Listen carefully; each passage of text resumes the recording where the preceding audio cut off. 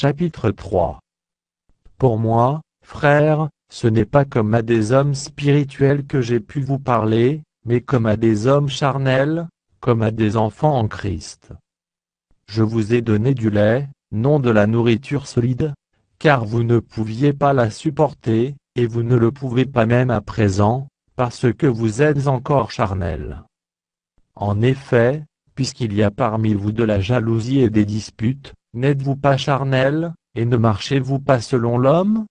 Quand l'un dit moi, je suis de Paul, et un autre moi, d'Apollo, n'êtes-vous pas des hommes? Qu'est-ce donc qu'Apollo, et qu'est-ce que Paul? Des serviteurs, par le moyen desquels vous avez cru, selon que le Seigneur l'a donné à chacun. J'ai planté, Apollo a arrosé, mais Dieu a fait croître. En sorte que ce n'est pas celui qui plante qui est quelque chose, ni celui qui arrose, mais Dieu qui fait croître. Celui qui plante et celui qui arrose sont égaux, et chacun recevra sa propre récompense selon son propre travail. Car nous sommes ouvriers avec Dieu. Vous êtes le champ de Dieu, l'édifice de Dieu. Selon la grâce de Dieu qui m'a été donnée, j'ai posé le fondement comme un sage architecte, et un autre bâtit dessus.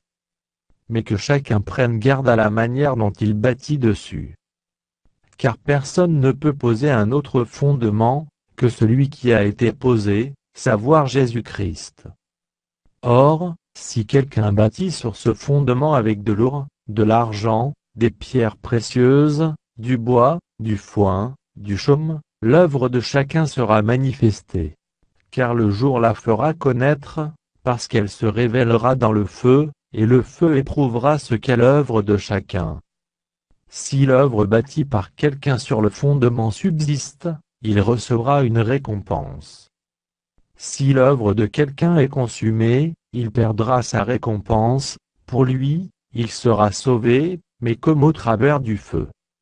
Ne savez-vous pas que vous êtes le temple de Dieu, et que l'Esprit de Dieu habite en vous? Si quelqu'un détruit le temple de Dieu, Dieu le détruira, car le temple de Dieu est saint, et c'est ce que vous êtes. Que nul ne s'abuse lui-même. Si quelqu'un parmi vous pense être sage selon ce siècle, qu'il devienne fou, afin de devenir sage. Car la sagesse de ce monde est une folie devant Dieu. Aussi est-il écrit: il prend les sages dans leur ruse. Et encore le Seigneur connaît les pensées des sages, il sait qu'elles sont vaines.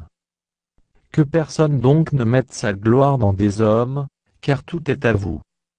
Soit Paul, soit Apollo, soit Cépha, soit le monde, soit la vie, soit la mort, soit les choses présentes, soit les choses à venir. Tout est à vous, et vous êtes à Christ, et Christ est à Dieu.